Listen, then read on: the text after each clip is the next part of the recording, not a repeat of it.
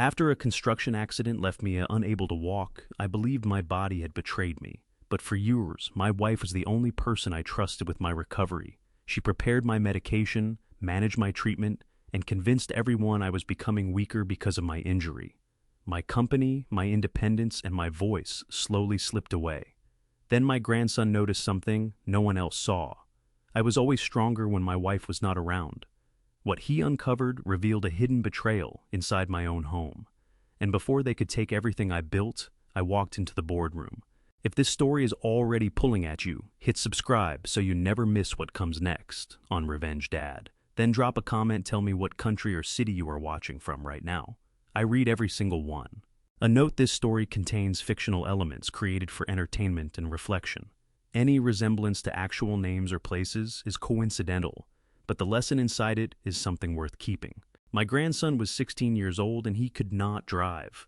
So on the morning I walked back into my own boardroom, he sat in the passenger seat with a manila folder pressed against his chest, like he was afraid somebody was going to reach through the window and pull it away from him.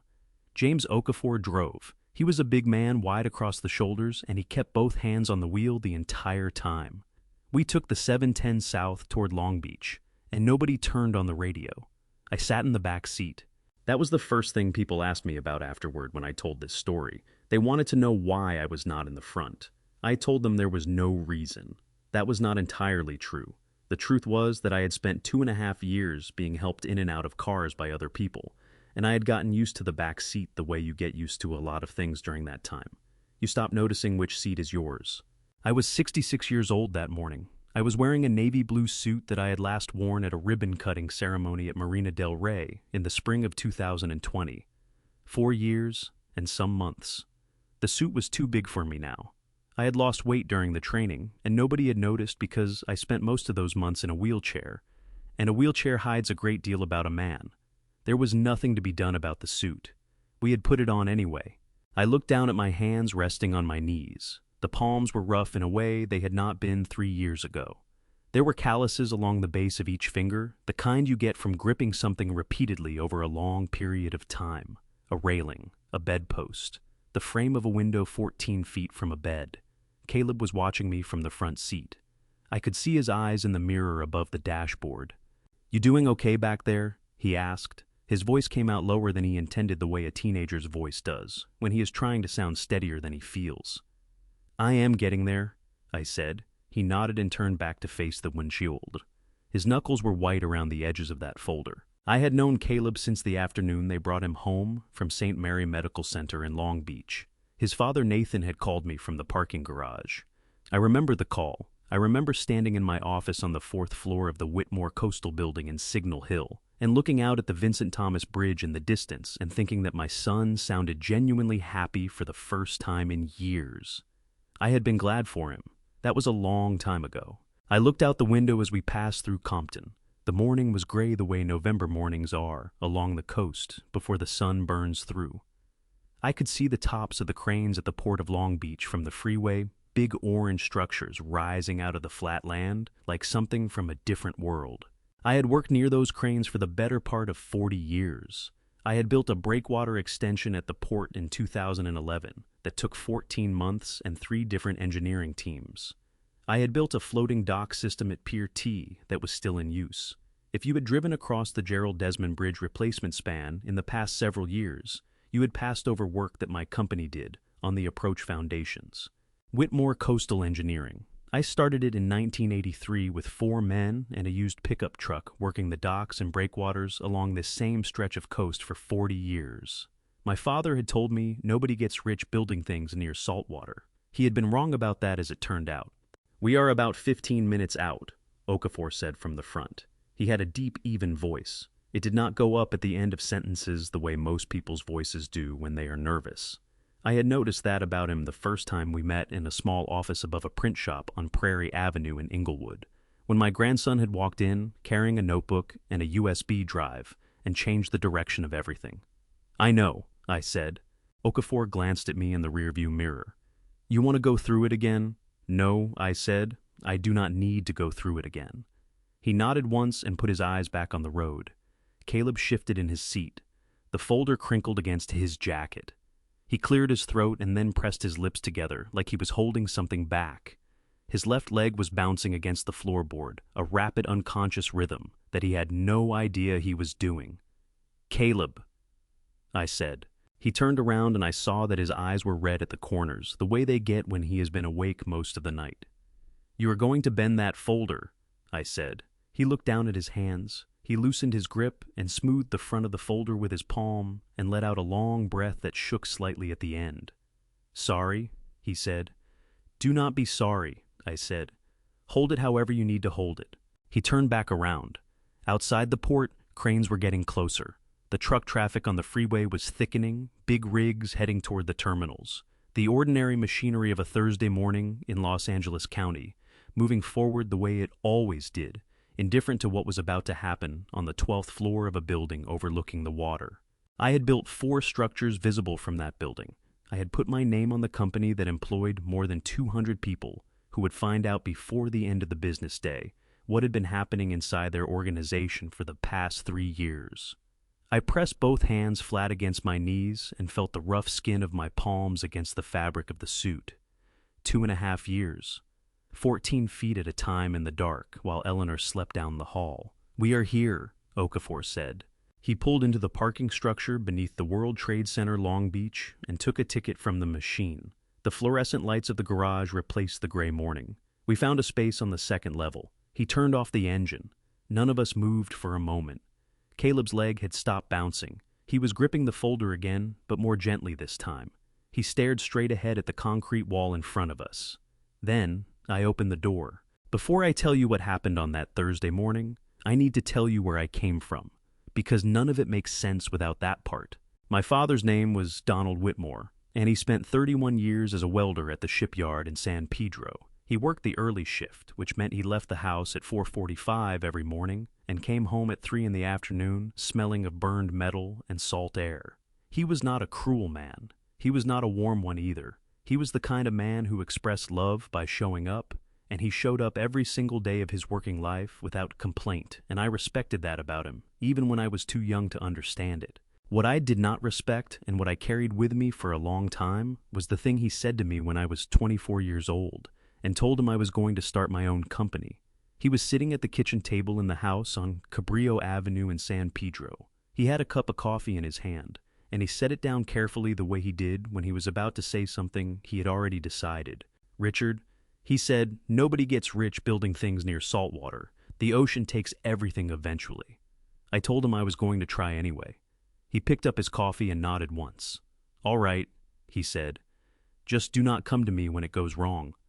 It did not go wrong. I started Whitmore Coastal Engineering in 1983 with 4 men I had worked with on a county drainage project in Carson. We had 1 pickup truck between us, a set of used tools, and a contract to repair a rotting boat dock in Wilmington owned by a man named Gerald Fitch, who had been putting off the repair for 3 years because every contractor he called wanted more money than he had. I quoted him $11,000, which was low enough that he said yes before I finished the sentence, and high enough that I could pay my crew for 6 weeks and still keep the lights on. I remember standing on that dock the first morning, looking out at the Los Angeles River Channel, where it emptied into the harbor, and thinking that this was either the beginning of something real or the most expensive mistake I had ever made. It was the beginning of something real. By 1990, we had 12 employees and a contract with the Port of Los Angeles. By 2000, we had 60 employees and work on 4 active projects along the Southern California coast. I put my father's name on the conference room wall when we moved into the Signal Hill office in 2004. He had been dead for 2 years by then and never saw the building, but I put it there anyway. Donald R. Whitmore.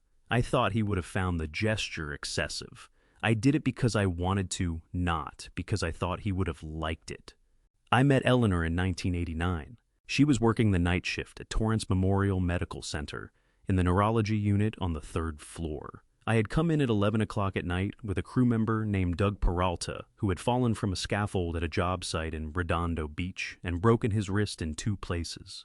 I sat in the waiting area for an hour and a half, and when they finally brought Doug out with his arm in a temporary cast, Eleanor was walking beside him, carrying a set of discharge papers and explaining something about follow-up care that Doug was clearly not retaining. She looked up and saw me stand and she said, "Are you the one who brought him in?" I said I was. She said, "He is going to need someone to drive him to his follow-up appointment on Thursday. He should not be operating a vehicle." I said I would take care of it. She handed me the discharge papers and our fingers touched at the edge of the folder, and she pulled her hand back and said, "Make sure he ices it tonight. 20 minutes on, 20 minutes off." I said, "I understood." She walked back through the double doors, and I stood there holding Doug Peralta's paperwork, thinking about the way she had spoken, which was direct and certain, and completely without any interest in impressing me. I had met a great many people in my professional life who talked that way. I had not expected to find it attractive in a hospital waiting room at midnight. I took Doug to his follow-up on Thursday. Eleanor was not there. I went back the following Tuesday with what I told myself was a question about the billing, which was not true, and she was at the nurse's station, and she looked up and said, "The billing department is on the first floor." I said I knew that. She looked at me for a moment, with her head slightly tilted, and then something shifted at the corner of her mouth that was not quite a smile, but was close enough that my chest tightened considerably. "There is a diner on Hawthorne Boulevard that is open until 2 in the morning," she said. "I get off at midnight." We were married in the spring of 1991. She was 30 years old. She had 8 years in the neurology unit and knew the name of every medication on the floor, every interaction, every dosage range, every side effect that a patient might not think to mention. She was precise in the way that people who work in high-stakes environments become precise. She did not guess. She knew, or she found out. I thought that was a remarkable quality in a person. I thought that for a very long time. Nathan was 5 when Eleanor came into the house. His mother and I had separated when he was 2, an arrangement that was civil and functional, and about which I will say only that it was nobody's fault in the way that most things are nobody's fault. Eleanor did not try to replace his mother. She tried to be consistent, which is a different thing and in some ways harder. Nathan called her by her first name from the beginning, and she never asked him to call her anything else. Marcus Webb came into my life in 1993 at a project meeting for a seawall repair at Cabrillo Beach in San Pedro. He was representing a development group that owned property adjacent to the work site. He was 2 years older than me, with the kind of easy confidence that comes from growing up in a house where the money was already there. But he was not condescending about it, which was unusual, and he knew more about coastal construction than most developers I had dealt with, which I respected. After the meeting, he found me in the parking lot and said, "Your bid on the Redondo Beach jetty extension last fall, that was your company." I said it was. He said, "That was good work. I looked at it last week." He handed me a card. "I am going to have something in the harbor in about 18 months that I think you should look at." That was the beginning of a 30-year friendship. I want to be honest about Marcus because I am trying to be honest about everything in this account. He was a good friend to me for most of those years. He showed up when my father died. He sat with me for 2 hours in a bar on Pine Avenue the night before, my surgery the first time, and did not once tell me it was going to be fine, which I appreciated because I did not want to be told that I just wanted someone to sit there. He was at the company Christmas party every year, and he danced badly and did not care, and people liked him for it. That is the man I am talking about when I tell you what he did later. Both things are true, and I have stopped trying to make them fit into a single picture. Eleanor said to me once in the early years that she liked working in neurology because the brain was the only organ that could lie to you about how sick it was. She said patients would come in, presenting normally, holding conversations, answering questions accurately, and the scan would show something that made no sense with what you were seeing in front of you. The brain compensates, she told me. It reroutes, it finds ways to function that hide the damage until it cannot hide it anymore. I told her that sounded frightening. She nodded slowly. "It is," she said, "but it is also useful if you know what to look for." I did not think about that conversation again for almost 30 years. Then I thought about it every day. The accident happened on a Tuesday morning in March, 3 years before the morning I am telling you about now. I had driven myself to Terminal Island, which is a habit I maintained for 40 years, regardless of what my assistant or my operations manager or anyone else thought about it. A job site is not the same thing as a set of drawings. You learn different things when you are standing on the ground looking at it, and I was not willing to give that up simply because I was 63 years old, and the company had grown to the point where nobody expected me to show up in person anymore. The project was a pier extension at a marine cargo facility on the east side of the island. We were in the third week of steel installation, which is the phase of a coastal construction project where everything looks like controlled chaos, and the difference between a good superintendent and a bad one becomes obvious very quickly. Our superintendent that morning was a man named Dale Pruitt, who had been with Whitmore Coastal for 11 years and was one of the best I had worked with. Dale met me at the site entrance at 7:15 and walked me through the progress. We were on schedule. The weather had cooperated. The tide charts for the next 2 weeks looked favorable. I was satisfied. I was walking back toward the temporary site office when it happened. A section of steel framing on the elevated work platform above us had been improperly secured the previous afternoon. The crew had flagged it for correction first thing that morning, but first thing that morning had not yet arrived when I walked beneath it. The connection failed. A 12-foot section of steel channel came down at an angle. I heard Dale shout my name. That is the last clear thing I remember before I was on the ground. I woke up in the trauma bay at Harbor UCLA Medical Center in Torrance with Eleanor standing at the foot of the bed. Her face was the color of dry concrete, and her hands were gripping the bed rail so hard that her knuckles had gone white. When she saw my eyes open, she made a sound that I had never heard from her before, and have not heard since a short, sharp exhale, like something had been sitting on her chest for hours and had just climbed off. "Hey," I said. My voice came out wrong, thin and far away. "Do not talk," she said. Her voice was shaking. "Just do not talk yet." She reached out and put her hand over mine on the bed, and I could feel that her fingers were trembling. The damage was to my lower spine and both legs. 2 vertebrae in the lumbar region had sustained fractures, and the impact had caused significant nerve compression affecting motor function below the waist. I was not paralyzed. The attending physician was careful to use that word, not paralyzed, in a way that suggested he had learned to lead with it. Dr. Patricia Walsh came to see me 4 days later. She was a neurologist at the hospital, 50 years old, with short gray hair and a way of sitting in a chair that suggested she had delivered difficult news in small rooms many times before. She pulled a chair to my bedside, opened a folder on her knee, and looked at me directly. "Mr. Whitmore," she said, "I want to be straightforward with you about what we are looking at." I told her I preferred that. "The injury is serious," she said, "but it is not permanent in the way that word usually frightens people. With the right rehabilitation program, the right medication regimen, and consistent daily work, most patients with your injury profile regain significant function. Some regain full function. Most," I said. She held my gaze. "Most," she confirmed. "I am not going to promise you something I cannot promise." I appreciated that. I told her so. Eleanor was in the room for that conversation. She sat in the chair by the window with a notepad on her knee, writing down everything Dr. Walsh said. She had always done that, taken notes when information mattered. It was a habit from her nursing years, when writing something down was the difference between a patient getting the right medication and the wrong one. In the first weeks after I came home, Eleanor organized everything. She set up the ground floor bedroom. She arranged the home health visits. She coordinated with Dr. Walsh's office. She filled my prescriptions at the CVS on Bellflower Boulevard and sorted them into a weekly pill organizer on Sunday evenings, a white plastic tray with compartments for each day, morning and evening. She brought it to me every morning at 7 o'clock with a glass of water and waited while I took them. I did not question any of it. She was a former neurology nurse managing the recovery of her husband from a spinal injury. There was no version of that situation in which her involvement seemed anything other than exactly right. What I did not know, and what took me far too long to understand, was that Eleanor had also done something else in those first days after the accident. She had sat with me in the hospital room while I was still on pain medication, and she had produced 2 documents for my signature. The first was a healthcare power of attorney, a legal document under California law that gave her the authority to make medical decisions on my behalf if I was unable to make them myself.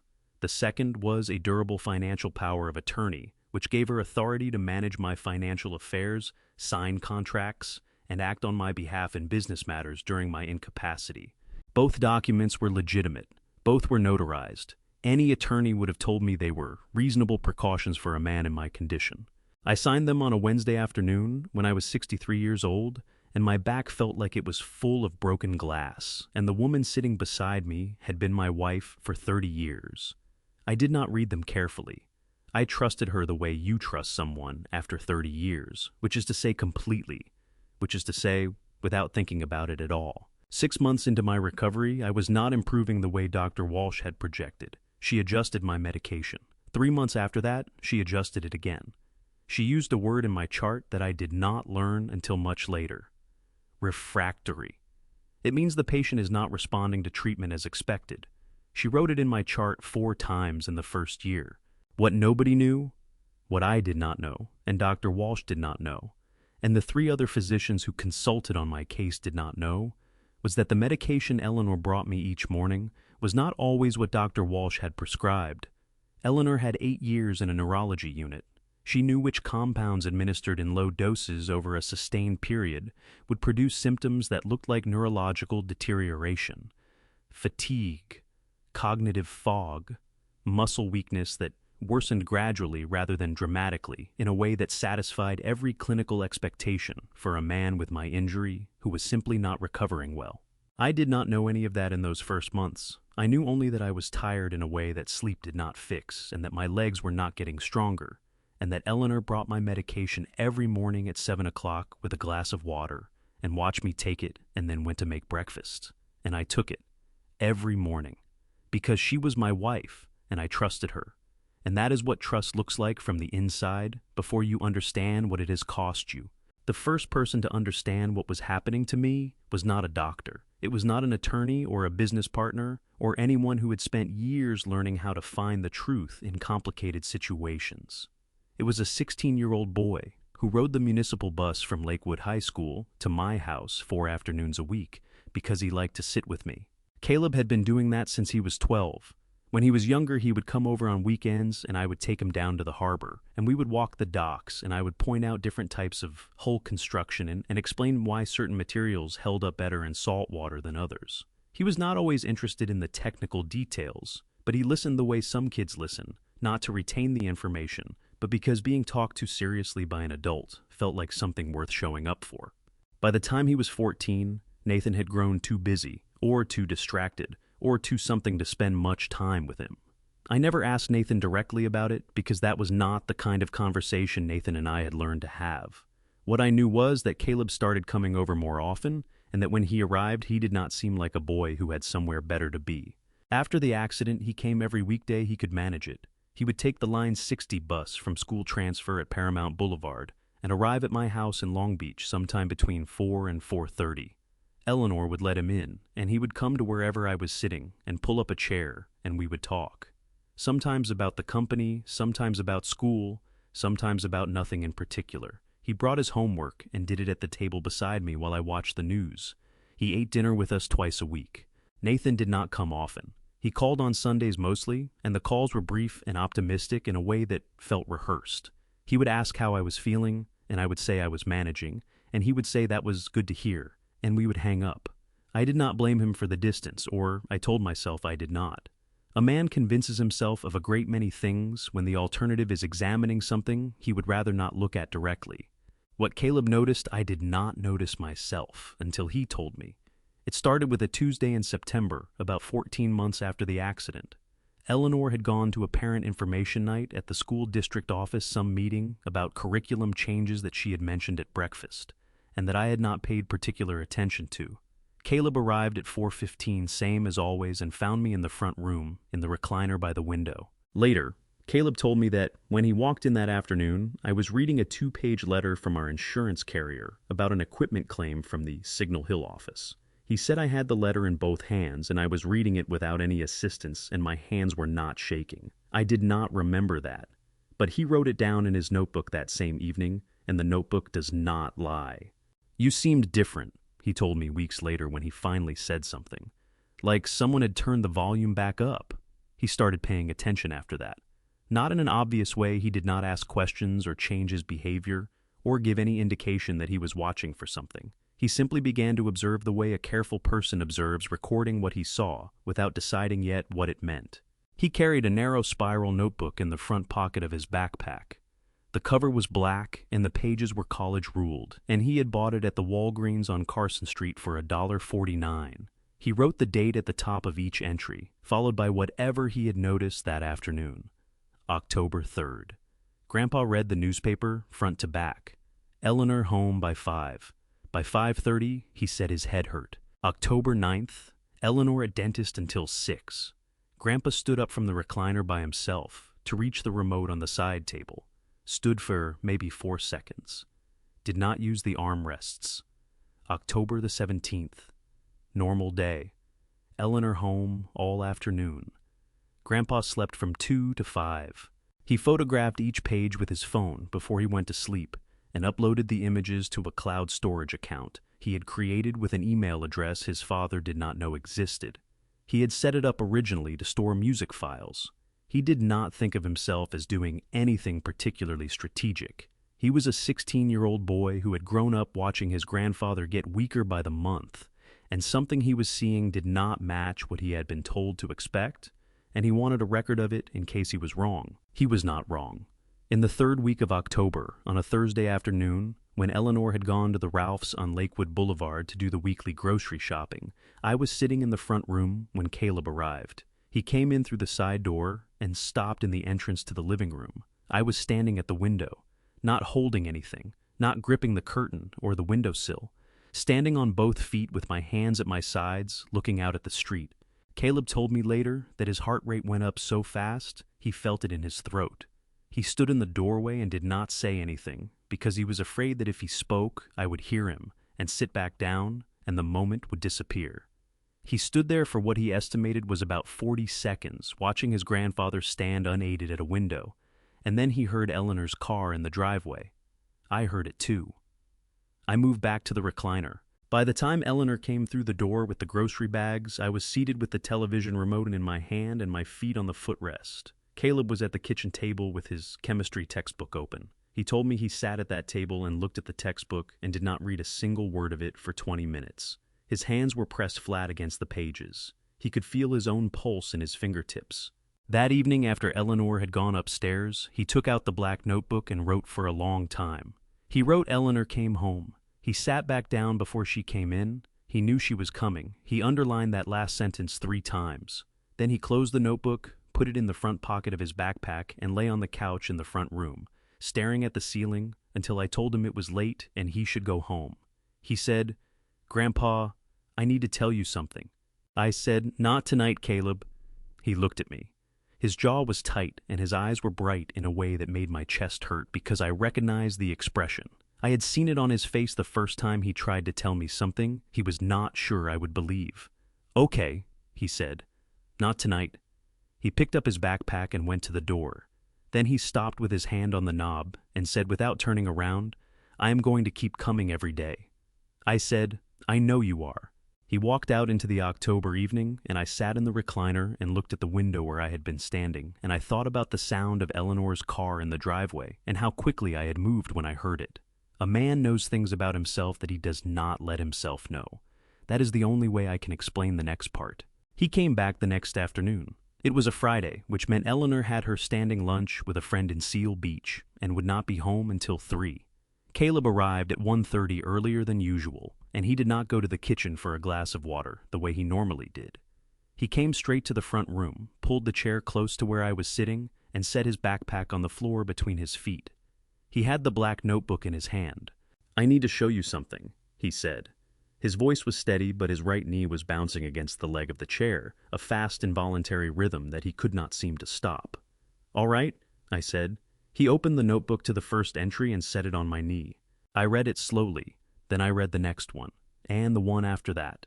He had dated every entry, noted the time Eleanor left, and the time she returned, described what he had observed in the hours between. The entries ran for 41 pages in his small, careful handwriting. He had also in the margins of several pages written brief comparisons. Mondays with Eleanor home all day versus Tuesdays when she had errands. The pattern was there in plain language, recorded by a boy who had not known what he was looking for when he started, but had found it anyway. When I finished reading, I closed the notebook and held it for a moment with both hands. My chest felt like something was sitting on it, not pain exactly, more like pressure, the kind that builds when you have been holding your breath without realizing it. "Caleb," I said. "I know," he said. His knee had stopped bouncing. He was looking at me with an expression I recognized because I had seen it in a mirror at certain points in my professional life. The expression of a person who has just handed off the heaviest thing they have been carrying and is not yet sure whether they did the right thing. I asked him to tell me about the conversation he had overheard. He had told me there was a conversation the night before, but had not given me the details. Now he did. He sat forward with his elbows on his knees, and he told me everything, and his voice only broke once at the very end, and he pressed his lips together hard until it passed. It had happened 3 weeks earlier on a Wednesday evening. He had come to the house after school and let himself in through the side door, which he always did. He had gone to the kitchen to get a glass of water and had heard voices from the study down the hall. The door was not fully closed. He had stopped in the hallway. Nathan was on the phone. Eleanor was in the room with him. Caleb could hear both sides of the conversation because Nathan had it on speaker. The voice on the phone was a man he did not recognize, and the conversation was about a company called Meridian Maritime Capital, which was described as a private investment firm based in New York with significant port operations along the West Coast. The man on the phone was discussing a proposed acquisition. The asset in question was Whitmore Coastal Engineering. The number he heard was $79 million. Caleb stood in the hallway with his glass of water and listened to his father discuss the sale of his grandfather's company.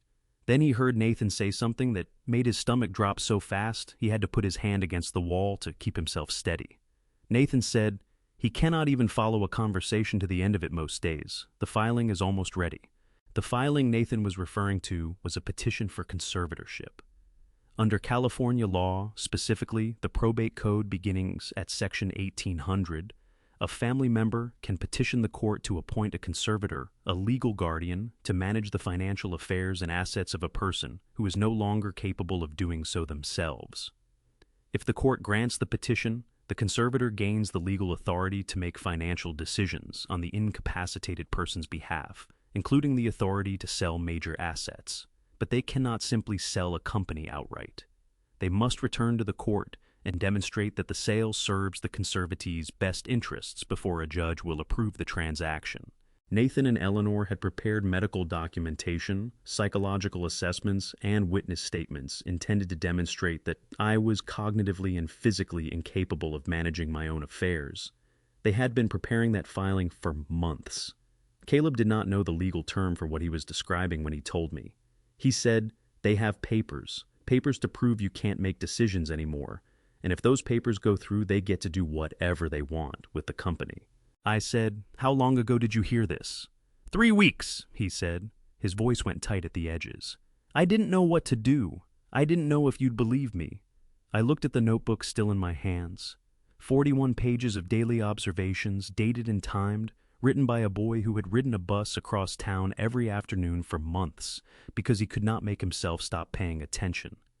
"I believe you," I said. He exhaled. His shoulders dropped about 2 inches. He pressed the back of his hand against his mouth for a moment and blinked hard several times, and I could see that his eyes had gone wet at the corners. "Now, I need to tell you the thing about Nathan that I have not told anyone else." A year before the accident, a friend of mine from the early days of the company had called me. He was retired, now living in Rancho Palos Verdes, and we spoke maybe twice a year. He told me carefully that he had heard from someone in the financial community that my son had some exposure in Nevada. He used that word, exposure. He did not have details. He said he thought I should know. I thanked him and told him I would look into it. I did not look into it. I told myself I would bring it up with Nathan the following week, and then the week after that, and then the month after that. And then the accident happened, and Nathan's financial situation became one of the many things that receded into the background of a life that had suddenly and completely reorganized itself around a wheelchair and a pill organizer, and the question of whether I would ever walk again. What Okafor would eventually discover, what I did not know that afternoon sitting across from my grandson, was that Nathan owed $1,400,000. The debt had accumulated over 3 years through a combination of failed real estate investments and gambling losses in Las Vegas, where Nathan had spent more weekends than I had been aware of. The creditors were private lenders. They were not patient people. $79 million split correctly would have solved every problem Nathan had and left him enough to start over. That is the arithmetic of betrayal. It is never complicated. It is always at its core just a number that someone decided was worth more than you were. I sat with all of that for a long moment. My hands were still on the notebook. I could hear the refrigerator running in the kitchen and a truck passing on the street outside, and somewhere down the block a dog that barked twice and stopped. Then I looked at Caleb, who was watching me with red-rimmed eyes and a jaw that was set so hard I could see the muscle working at the side of his face. "Do not change anything," I said. He stared at me. "What?" "Do not change anything," I said again. "Come every day same as always. Do not ask different questions. Do not look at her differently. Do not look at your father differently. Do not change one single thing about how you behave in this house." He swallowed hard.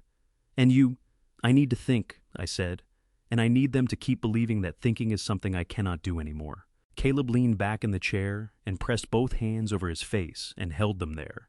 His breath came out slow and ragged through his fingers. Then he dropped his hands and looked at the ceiling for a moment and then back at me. "Okay," he said. His voice had steadied. "Okay." I handed him back the notebook. "Keep writing," I said. That night, I lay in the dark and did not sleep. Eleanor was in the bedroom down the hall. I could hear the sound of the television through the wall. She watched the 11 o'clock news every night without exception, a habit she had kept since her nursing years, when staying current on the world felt like a professional responsibility. The sound was low, just voices and the occasional music sting of a broadcast transition. I stared at the ceiling and took stock of what I had. What I had was a 16-year-old boy with a notebook and a suspicion. What I did not have was anything that would hold up if I made a move too soon. Eleanor had the healthcare power of attorney. She had the financial power of attorney. She spoke to Dr. Walsh's office directly and had for 2 years. She handled the mail. She managed the household accounts. She sat in on every appointment and summarized every conversation afterward in a way that was so organized and thorough that I had never once felt the need to ask a follow-up question. That was the whole architecture of it, and she had built it one reasonable decision at a time over 2 years in plain sight, while I thanked her for it. I was not going to dismantle it by telling someone I felt better on the days she went to Seal Beach. So I made a decision. I was going to keep being the man she thought I was. I was going to sit in that recliner and accept help getting to the bathroom and let her cut my food at dinner and answer her questions about how my day had been with the same slow, effortful delivery I had been using for 18 months. I was going to be, for as long as it took, exactly what she needed me to be. And at night, after she was asleep, I was going to start getting my body back. The first attempt was that same night. I waited until the television went off. I waited another 40 minutes after that, lying still counting my own heartbeats the way I used to count reps in the gym 30 years ago. Then I pushed the blanket back, swung my legs over the side of the bed, and stood up. I made it approximately 2 feet before my left knee buckled, and I went down hard against the nightstand. The lamp rocked. I grabbed it with both hands before it fell and held it there. My knees on the floor, my arms shaking the base of the lamp, vibrating between my palms. I stayed on the floor for a moment, with my forehead against the edge of the mattress. My legs were weak in a way that had nothing to do with my spinal injury. 2 years of limited movement had taken the muscle down to almost nothing. I was 64 years old, and I was kneeling on a bedroom floor at midnight, holding a lamp and shaking, and I understood clearly for the first time exactly what had been done to me, and how much I had lost. I did not allow myself to think about that for more than a few seconds. Thinking about it was not useful.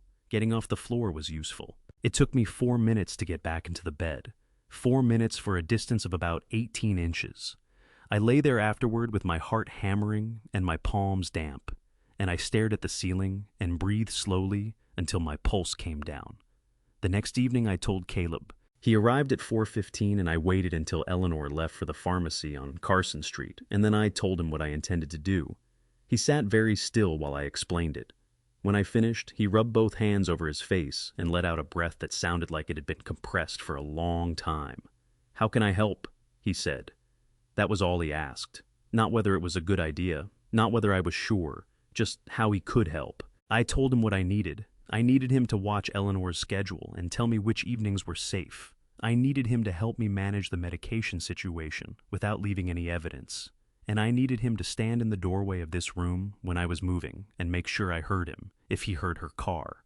He nodded at each item like he was taking notes in his head. "The medication," he said carefully. "How do we do that?" I told him I had thought about it. Eleanor watched me take the pills each morning. She stood there until I swallowed, so I had to take them.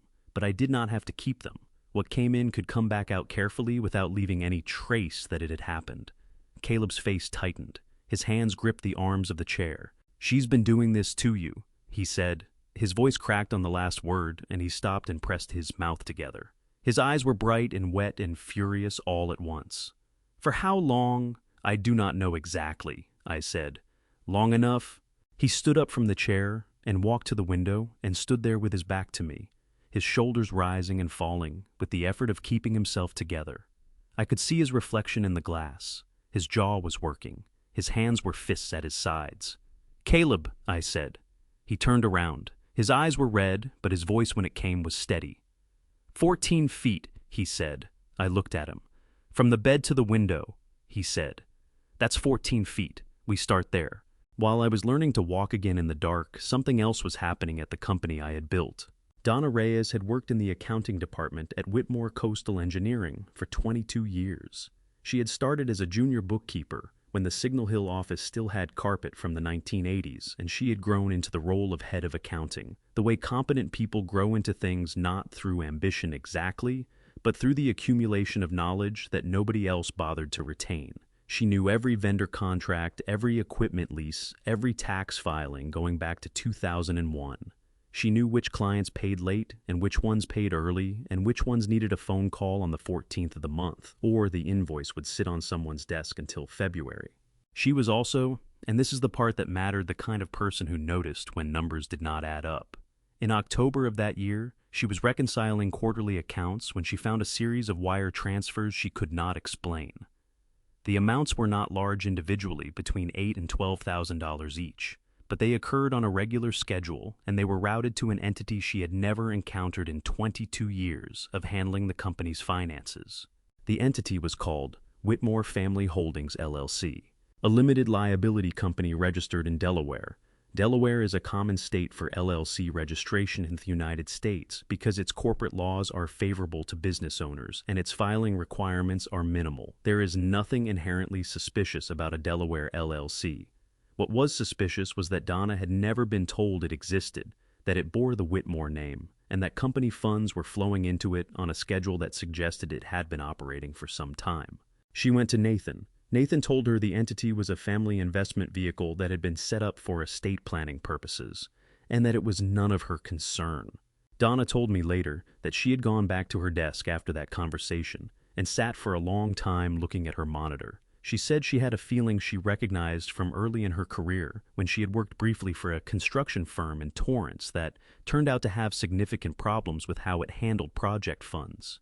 She said the feeling was specific and physical, a tightening across the top of her shoulders like the muscles there were trying to protect something. She pulled the wire transfer records for the previous 18 months. The total that had moved into Whitmore Family Holdings LLC over that period was $460,000. She tried to reach me 3 times over the following 2 weeks. She called the house. Eleanor answered twice and told her I was resting and would call back. I never called back because I never received the messages.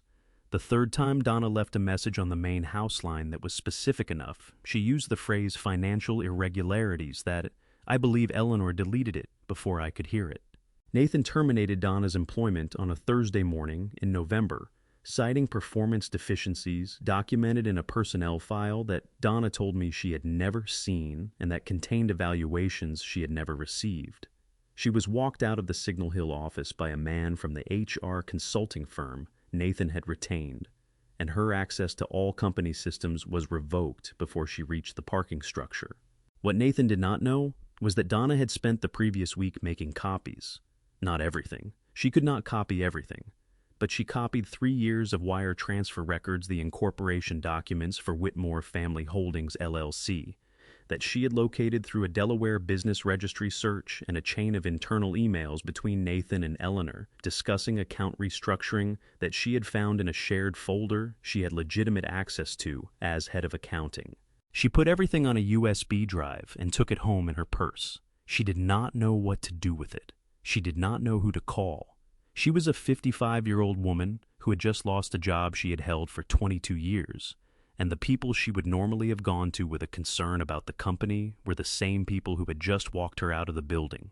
3 days later, she was sitting in her car in the parking structure at the Long Beach town's center when she saw Caleb walking toward the elevator. He transferred buses there on his route to Richard's house. She had seen him do it before, on the days she worked late and left the Signal Hill office the long way home. She had known Caleb since he was in elementary school.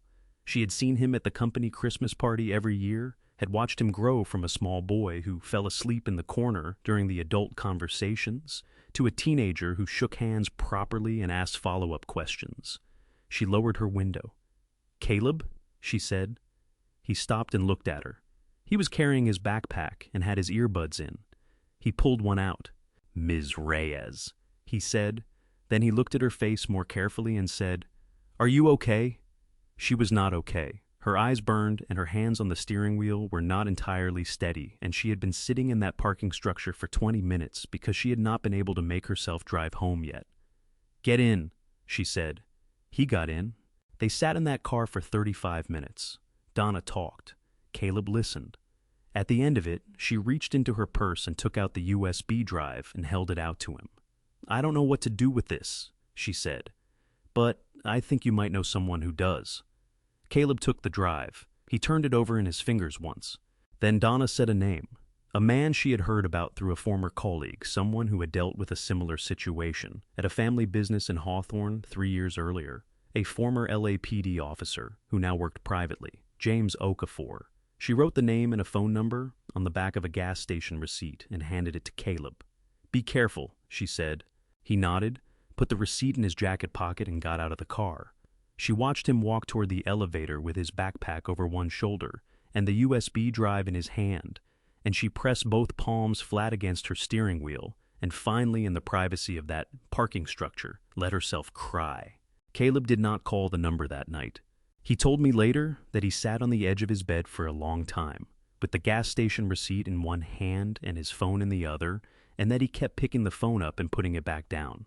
He was 16 years old, and he was about to call the stranger and tell that stranger that he believed his grandmother was deliberately keeping his grandfather sick in order to steal a $79 million company.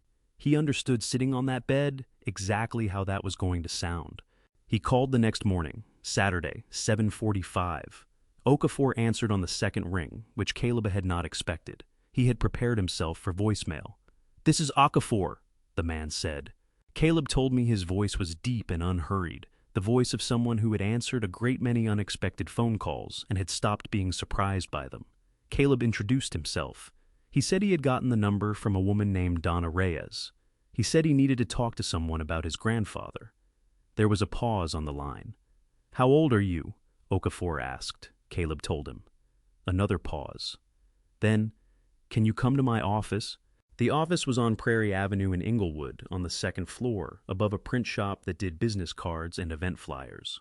Caleb took the Line 60 bus from Lakewood, transferred twice, and arrived 40 minutes later than he had planned because the second bus ran late. He stood outside the print shop for a moment, looking up at the staircase on the side of the building, and then he went up. Okafor was a big man, broad across the chest, with close-cropped gray hair, and the kind of stillness that some people develop after years of sitting across from people who were either lying or terrified or both. He had left the LAPD 4 years earlier to work privately, specializing in cases involving the financial exploitation of elderly individuals. It was not glamorous work. It did not pay the way financial crimes work at a law firm paid.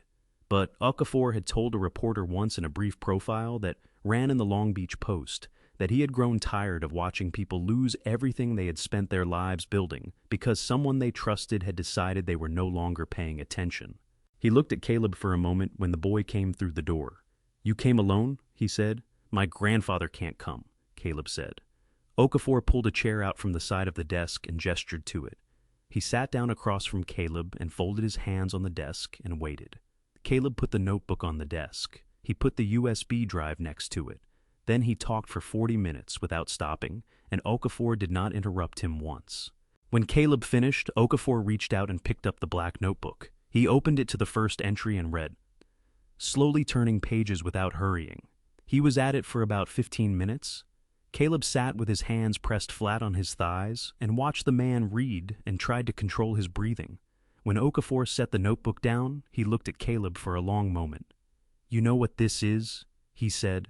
"Evidence," Caleb said. "You told me on the phone." "I told you it could be," Okafor said. "There is a difference." He tapped the cover of the notebook with 2 fingers. "This is a record, a consistent dated first-hand record of observed behavior over an extended period. A jury understands a record like this in a way they do not always understand financial documents or toxicology reports." He paused. "How many pages?" Caleb said he wasn't sure exactly. He had been adding to it for about 2 months. "Count them tonight," Okafor said. "Date of first entry, date of last. Do not add anything after today until I tell you it is all right to continue." Caleb nodded. Okafor leaned back in his chair. "I need to meet your grandfather." "I know," Caleb said. "That is why I brought the notebook instead of just calling." Okafor looked at him for a moment with an expression that was not quite a smile but was close enough. "All right," he said. "Set it up. Somewhere your grandmother is not present and will not return unexpectedly. I need 30 minutes with him, and I need him to be able to sign his name." The meeting happened 8 days later. Eleanor went to her book club in Belmont Shore every second Thursday evening. She left at 6:30 and was rarely home before 9:30. It was the most reliable 3-hour window in her schedule. Okafor arrived at 6:45. He came in through the side door that Caleb had left unlocked, and he came alone carrying a leather bag and a manila folder. He introduced himself, and we shook hands, and he sat down across from me in the front room. He looked at my hands when we shook the way people do when they have been told about an injury and want to assess it for themselves. He did not say anything about what he saw. He opened the folder and took out a 2-page document and set it on the table between us. "This is a HIPAA authorization form," he said. "Under the Health Insurance Portability and Accountability Act, you have the legal right to authorize a third party to access your medical records, including prescription and pharmacy records on your behalf. If you sign this, I can request those records directly. Your name, your records, your authorization. No court order required." He explained it plainly and did not rush the explanation. When he finished, he looked at me and waited. "What will you find?" I asked. "I don't know yet," he said. "But I know what I'm looking for." He paused. "Mr. Whitmore, I want to be direct with you. I have handled cases like this before. Not identical, but similar. The people who come to me are usually right about what they suspect. They come to me because they need someone to build a case that will hold. That takes time, and it takes patience, and it requires you to continue doing exactly what you have been doing." He looked at me steadily. "Can you do that?" My hand was not entirely steady when I picked up the pen. My fingers had grown stronger over the past 6 weeks of nighttime practice, but they were not what they had been, and Okafor could see that. I signed the form anyway. He picked it up and looked at the signature for a moment. Then he put it in his folder. "I will be in touch through Caleb," he said. "Do not call this number from the house phone or from any device your wife has access to." I said I understood. He stood and picked up his bag. At the door he paused and turned back. "Mr. Whitmore," he said, "I need you to understand something. This is going to be done right, or it is not going to be done at all. There is no in between." I told him I had already worked that out. He nodded once and left. I sat in the front room after he was gone and looked at the place on the table where the authorization form had been, and I thought about the word he had used. Right, not fast, not satisfying, right.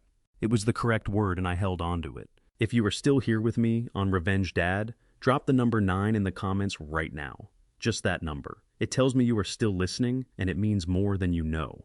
A reminder, this story contains fictional elements crafted for entertainment and reflection. If this type of content is not for you, feel free to step away, no hard feelings at all. 25 months is a long time to live 2 lives in the same house. I want to be honest about what that period was like, because people ask me about it more than anything else, and the honest answer is not the one they expect. They expect me to say it was the hardest thing I have ever done. It was not. The hardest thing I have ever done was watch my father die slowly over 14 months and not be able to do anything that helped. This was different. This had a direction. The nighttime work started the week after Okafor's visit. Caleb had mapped Eleanor's schedule into a notebook of his own, not the black evidence notebook, a separate one, a green spiral he kept in a different pocket. He noted the evenings she went out, the afternoons. She had appointments the mornings she left early for errands. He texted me the information through a prepaid phone he had bought at a Target in Cerritos, with his own money, which I had not asked him to do, and which when I found out made my chest tighten in a way I did not have words for. The routine was simple. After Eleanor went to sleep, I waited 40 minutes. Then I got up. The first weeks were humbling in a way I had not anticipated. My legs had the strength of wet cardboard. My balance was unreliable and sudden, like a table with one short leg. I would stand and feel fine, and then shift my weight half an inch and have to grab the bedpost with both hands to keep from going down. I fell 7 times in the first 2 weeks, never loudly. I had learned in those first weeks how to fall quietly. Caleb stood in the doorway on the evenings Eleanor was out. He did not help me unless I asked. That was a rule I had set, and he respected it without argument, which told me he understood why the rule existed. A man rebuilding something needs to know it is his own work. Assistance given too quickly becomes a crutch, and a crutch becomes the thing you cannot move without. He counted, though, out loud low in the darkness. 1, 2, 3. Not encouragement, just numbers, because in the early months my concentration was fragmented in a way I had not told anyone, and I would lose my place mid-step and stop as if I had forgotten where I was going. The counting gave me a thread to hold. By the second month I was crossing the room without stopping, 14 feet, then back, then again. By the 4th month, I was going down the hallway to the kitchen and back 31 feet each way 4 times in a session. My hands were toughening along the grip lines, the skin thickening where it pressed against the walls and the door frames. I wore the cashmere gloves Eleanor had bought me to hide it during the day. She had given them to me out of genuine concern, and I wore them for a reason she would never have imagined, and I thought about that contradiction every single morning when I put them on. Eleanor noticed nothing, or she noticed nothing she let herself act on. She was a former neurology nurse, and she was not careless, but I was careful in ways she could not anticipate because she did not know what I was doing. I kept the daytime performance consistent. I let her help me in and out of the car. I asked for my food to be cut when my hands were supposedly too stiff. I answered her questions about how I was feeling with the same measured, effortful responses I had used for 2 years. I was not proud of it, but I was not ashamed of it either. A man does what he needs to do. By the 8th month, I was going up and down the back stairs, gripping both rails 12 steps each way. The skin on my palms peeled twice during that stretch, and I told Eleanor my hands were dry from the winter air, and she bought me a tube of heavy cream from the pharmacy without being asked. One night in the 11th month, I stood at the kitchen window at 2 in the morning and looked out at the backyard. There was an old swing set out there. It had been Caleb's when he was small, back when Nathan and he had spent summers at the house. One of the chains had gone slack, and the seat hung at an angle.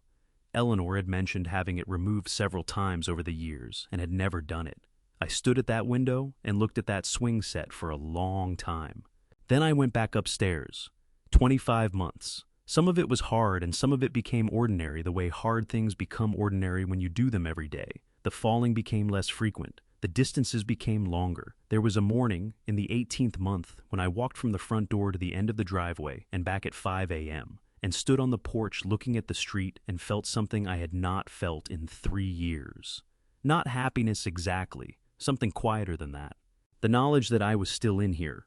Okafor called the prepaid phone on a Tuesday evening in July. I had been expecting the call for several days. He had told me the previous week that he had something on the financial side that I needed to hear in person, and I had spent the intervening days turning that sentence over in my mind, the way you turn a stone over when you suspect something is living under it. He came on a Thursday the following week when Eleanor was at her book club in Belmont Shore. He sat in the same chair he always used, the one across from the recliner by the window, and he opened his leather bag and took out a folder that was thicker than the ones he had brought before. He set it on the table between us and looked at me. "Before I show you this," he said, "I want you to understand that what I'm about to tell you does not change the legal case. The case is built on what Eleanor and Nathan did. This is separate." My stomach dropped about 2 inches when he said that. In my experience, sentences that begin by telling you something does not change the main issue are always about something that changes everything else. "Tell me," I said. Okafor opened the folder. He turned it so I could see the document on top, which was a bank compliance report showing a series of wire transfers from an account held by Meridian Maritime Capital to a personal account registered to Marcus Allen Webb. The total was $800,000 transferred in 4 installments over 14 months. I looked at the page for a long time. My jaw tightened until I could feel it in my back teeth. "When did it start?" I asked. "June of 2022, Okafor said. 4 months after Eleanor found your receipt from Pasadena." I absorbed that. Meridian Maritime had approached Marcus the same spring that Eleanor had begun pushing the timeline forward. Whether that was coordinated or coincidental, I could not say with certainty. What I could say was that it fit together the way things fit together when they are not accidental. Under California Corporations Code, Section 310, Okafor said, "A director of a corporation has a legal obligation to disclose any financial interest that could constitute a conflict of interest to the full board before any related transaction is approved." Marcus did not disclose this arrangement to anyone on the board. He voted in favor of engaging Meridian Maritime's acquisition offer without telling a single other board member that he had a personal financial relationship with the buyer. "So that is fraud," I said. "It is at minimum a serious breach of fiduciary duty," Okafor said. "Whether it rises to criminal fraud depends on what the DA decides to do with it, but it is enough to void any board vote he participated in, and it is enough to refer to the authorities separately from the primary case." I stood up from the recliner, not because I had decided to stand. My legs simply put me upright before my mind had given the instruction the way a body sometimes moves ahead of thought when something is too large to process sitting down. I walked to the window. Outside, the street was quiet. A sprinkler was running 2 houses down, the sound of it reaching me faintly through the glass. I stood there with both hands on the windowsill and looked at the neighbor's lawn getting watered in the July dark, and I thought about Marcus Webb. I thought about 1993 and the project meeting at Cabrillo Beach and the way he had found me in the parking lot afterward and handed me his card without making a performance of it. I thought about the bar on Pine Avenue the night before my surgery and how he had sat there for 2 hours without once telling me it was going to be fine. I thought about the phone that had never rung. 2.5 years, and Marcus Webb had never once picked up a phone and called me directly to ask how I was. Eleanor had told him not to. I knew that now. She had told him I was fragile, that calls upset me, that the family was managing and appreciated his concern. And Marcus had believed her. Or he had decided to believe her, which was a different thing, and which had become easier to do once Meridian Maritime had put $800,000 in his personal account. I turned around. "Does he know we have this?" I asked. "No," Okafor said. I walked back to the recliner and sat down. My legs were steady. They had been steady for months now, but I still noticed it each time, the way you notice the absence of pain after it has been present long enough to feel normal. "Marcus knows what he did," I said. "He has known since the first transfer. A man does not take $800,000 and forget about it." Okafor said nothing and waited for me to continue. "He built the first office building his company ever owned," I said. 1993, Cabrillo Beach. I spent 7 months on that project. I looked at the folder on the table. He knew what I built. He sat on that board for 20 years, and he knew exactly what this company was. My voice had stayed even through all of it, which surprised me. There was something underneath the evenness pressing against it from the inside, but I held it where it was. "What happens to him?" I asked. "He will be referred for investigation separately," Okafor said. "Whether charges follow is not something I can predict." I nodded. "There is one more thing," Okafor said. He reached into the folder and took out a second document. "About Dr. Walsh." He set it on the table, and I felt the thing pressing against the evenness in my voice get considerably heavier. The plan to get me out of the house without Eleanor knowing took 11 days to arrange. It was not complicated as plans go, but it required a specific window long enough for a round trip to Torrance and back, with time inside the office for whatever Dr. Walsh needed to do. Eleanor's schedule in August was less predictable than it had been in the spring. Her Wednesday grocery run to the Silver Lake Ralph's had been the most reliable slot for 2 years, but she had changed the day twice in the past month without explanation, which meant we had to watch the schedule carefully before committing to a date. Caleb tracked it for 2 weeks. He noted the days she left, the times she returned, the errands she ran in between. On the second Wednesday of August, she left at 10:40 and did not return until 12:50. That was 2 hours and 10 minutes. The round trip to Torrance was 34 minutes in light traffic. We had enough time. Caleb had used the prepaid phone to book a rideshare. His account is card, a name Eleanor would not recognize. He had thought of that himself 3 days before and had not mentioned it to me until the morning we left. A car arrived at the end of the block at 10:38, and we walked to it at a pace that would not draw attention from anyone watching from the house. It was not dignified exactly, but dignity had stopped being the priority somewhere around the 14th month, when I understood that dignity is a luxury requiring a stable floor to stand on, and I was still building mine. The driver took the side streets. Caleb talked the whole way, which I understood was his way of managing his own nerves. He talked about a history project he was working on, about a restaurant in Lakewood that had the best birria tacos he had ever eaten, about a friend at school whose older brother had just enlisted. He talked about everything except where we were going and what we were about to find out. I listened and watched the streets go by and kept my hands loose in my lap and breathed slowly. Dr. Walsh's office was on the 3rd floor of a medical building on Hawthorne Boulevard in Torrance, 4 blocks from the hospital, where I had spent 3 weeks after the accident. The elevator was slow. Caleb stood beside me in it, with his hands in his jacket pockets and his eyes on the floor numbers. Dr. Walsh was waiting for us. She had rearranged her morning to clear the slot, which Okafor had arranged through a phone call I had not been present for. She stood when we came in and shook my hand and then Caleb's, and she looked at us both for a moment with an expression I had not seen on her face before. Not clinical assessment, something more personal than that, and considerably less comfortable. "Sit down, please," she said. We sat. She did not open a folder or look at a screen. She folded her hands on the desk and looked at me directly, and I could see that whatever she was about to say had been sitting with her for some time, pressing against the inside of her chest, the way difficult things press when you have been carrying them too long. "Mr. Whitmore," she said, "I need to tell you something that I should have told you a long time ago, and I need you to understand that I am telling you now, not because I have an excuse, but because you deserve to know the truth of it." I told her to go ahead. 18 months after your accident, Damini, she said, I reviewed your progress and found it insufficient in a way that concerned me. Not simply slow insufficient in a way that did not match your injury profile. Patients with your presentation typically show measurable improvement in motor function within the first year of consistent treatment. You were not showing that improvement. She paused. I recommended a comprehensive blood panel, a full toxicology workup looking specifically at compound interactions that would not appear on a standard metabolic screen. I kept my eyes on her face. I submitted the recommendation to your healthcare representative, she said. As you know, your wife held your healthcare power of attorney at that time, which gave her legal authority to make medical decisions on your behalf in situations where you were deemed unable to do so yourself. She stopped. Her jaw tightened slightly. She declined the recommendation. She signed the refusal form and returned it to my office within 48 hours. The form indicated that you found additional procedures distressing and that the family had decided against further testing at that time. The room got very quiet.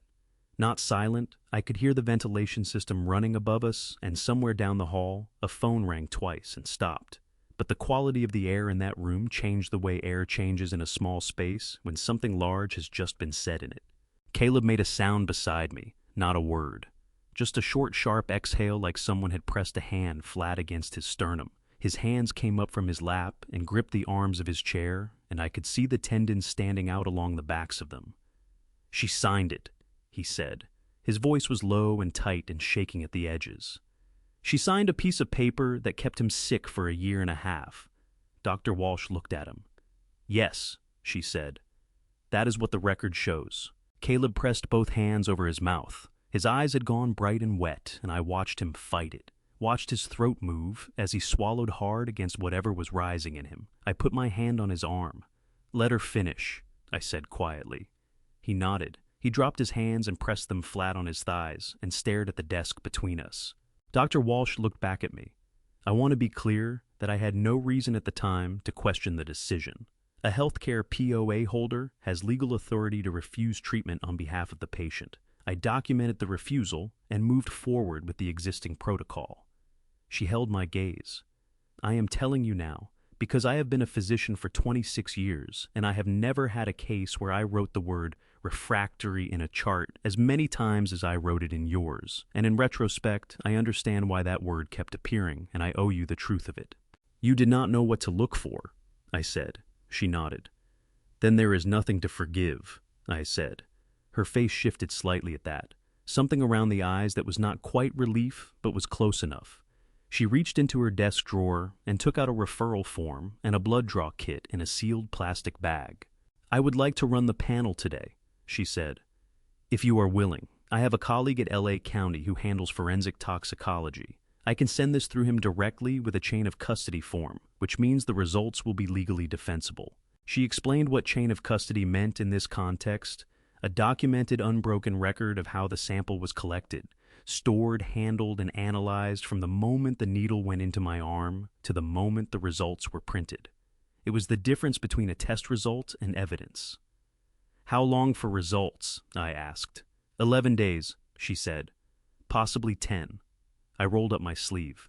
The needle went in and the vial filled, and Dr. Walsh labeled it herself and sealed it herself and signed the chain of custody form with Caleb and me as witnesses, and the whole thing took about 8 minutes. Caleb sat beside me the entire time, with his hand pressed hard against his own knee, not looking at the needle, looking at my face instead. When it was done, Dr. Walsh set the vial in a small cooler and snapped the lid closed. Mr. Whitmore, she said, I want to say one more thing. I waited. The fact that you were sitting in that chair without a wheelchair, she said, tells me that whatever has been happening in that house, you have been fighting it. And I want you to know that as your physician, I consider it my failure that you had to fight it alone. My throat tightened. I did not trust my voice entirely, so I simply nodded. Caleb stood up, and his chair scraped back, and he walked to the window and stood there with his back to us. One hand braced against the frame, his shoulders rising and falling with slow, deliberate breaths. His head was bowed. After a moment, he reached up and pressed the back of his wrist against his eye. He stood there for about 30 seconds. Then he turned around. His face was composed mostly except for the redness along his jaw, where the muscles had been working. We need to get back, he said. She'll be home by 1. He was right. We had 40 minutes. We left the building and got back into the car, and Caleb sat beside me through the August heat, and he did not talk this time, and I did not ask him to. The results came back on a Thursday morning, 10 days after the blood draw. Okafor called the prepaid phone at 7:48. I was already awake. I had been awake since 5, which had become my normal in the months since my body had remembered how to function before sunrise. I was sitting in the kitchen with a cup of coffee. I had made myself looking out at the backyard, at the swing set with its slack chain catching the early light. He said 4 words. The results are in. I told him I would be ready when he arrived. He came at 9. Eleanor had left at 8:30 for a hair appointment in Bixby Knolls, which Caleb had noted in the green schedule notebook 2 weeks earlier. We had a 2-hour window, maybe slightly more. Okafor sat across from me at the kitchen table and opened his leather bag and took out a folder that was thicker than any he had brought before. He set it down without opening it and looked at me. Before I show you this, he said, I want to tell you what the toxicologist found. In plain language, not in the report language. I told him to go ahead.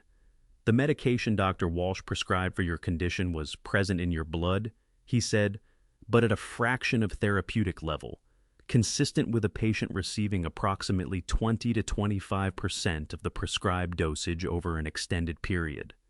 I set my coffee cup down. The second finding, he said, is a sedating compound. It is a common substance available without a prescription in certain formulations, but it was present in your blood at a concentration that the toxicologist described as inconsistent with any accidental or incidental exposure. It was not prescribed. It was not something you had ever knowingly taken. And at the levels found administered consistently over time, it would produce exactly the symptoms documented in your medical chart across 5 years. Fatigue, cognitive slowing, muscle weakness that appeared progressive. He stopped. I looked at the table between us. There was a ring on the wood from my coffee cup. I looked at that ring for a moment, and then I looked back at Okafor. Show me the file, I said. He opened the folder. What Okafor had assembled over 22 months was the most complete account of my own life that I had ever seen laid out in front of me. He walked me through it section by section, and I want to tell you what was in it, because each piece of it had come from somewhere specific, and the story of how it was gathered is as important as what it contained. The pharmacy records came first. Because I had signed the HIPAA authorization form in December of 22, Okafor had been able to request my complete prescription and dispensing history directly from every pharmacy that had filled my medications over the previous 6 years. The records showed a clear pattern. For the first 8 months after my accident, my maintenance medications were filled on schedule, consistent with a patient taking them as directed. Beginning in late 21, the refill intervals began to lengthen. 30-day supplies stretched to 45 days, then to 60, then to nearly 90 on one occasion. I had been receiving on average across that period less than a third of what Dr. Walsh had prescribed. Dr. Walsh had been treating me for a disease that was not responding to medication I was not receiving. The toxicology report came next. Chain of custody documentation attached signed by Dr. Walsh by the courier who transported the sample by the receiving technician at the LA County Forensic Laboratory and by the toxicologist who ran the analysis. Every hand that had touched that sample from the moment the needle left my arm was documented and signed. In a courtroom, that chain was unbreakable. Then the financial records. Okafor had traced the movement of money through Whitmore Family Holdings LLC across 3 years using the wire transfer records Donna had copied before she was locked out of the system. The total that had moved through the LLC into accounts controlled by Eleanor was just over $1.1 million. The total in accounts Nathan had benefited from, including the repayment of private debts that Okafor had traced through bank compliance records, was an additional $320,000. Then the emails. 17 internal emails between Nathan and Eleanor recovered from a shared folder that Donna had had legitimate access to as head of accounting, discussing the conservatorships, filing the engagement of Meridian Maritime, and the timeline for the transaction. One email sent by Nathan to Eleanor 14 months before the planned board vote contained a line that Okafor had highlighted in yellow. It read, "The faster we move in the filing, the less time there is for anything to complicate it." I read that line 3 times. Then Okafor reached into the bag one final time and set something on the table that was not in a folder and was not a legal document and did not look like evidence in the conventional sense. It was the black notebook. He set it next to the folder and put his hand flat on the cover for a moment, the way you put your hand on something you want to make sure does not move. "It's 427 days, he said. First entry August 9th of 22. Last entry October the 31st of 24. Every page dated, every observation timed, written by hand in ink with photographs, uploaded to a cloud account, the same evening. He looked at the notebook and then at me. "Mr. Whitmore, I have worked financial exploitation cases for 11 years. I have put together files with bank records and forensic accountants and digital forensics teams. And I am telling you that this notebook is the most powerful single piece of evidence in this folder, not because of what it proves technically, because of what a jury sees when they hold it." I looked at the notebook. The cover was worn at the corners, now the black surface scuffed from months in a backpack pocket. The pages had swelled slightly from handling. "What do they see?" I said, though I already knew.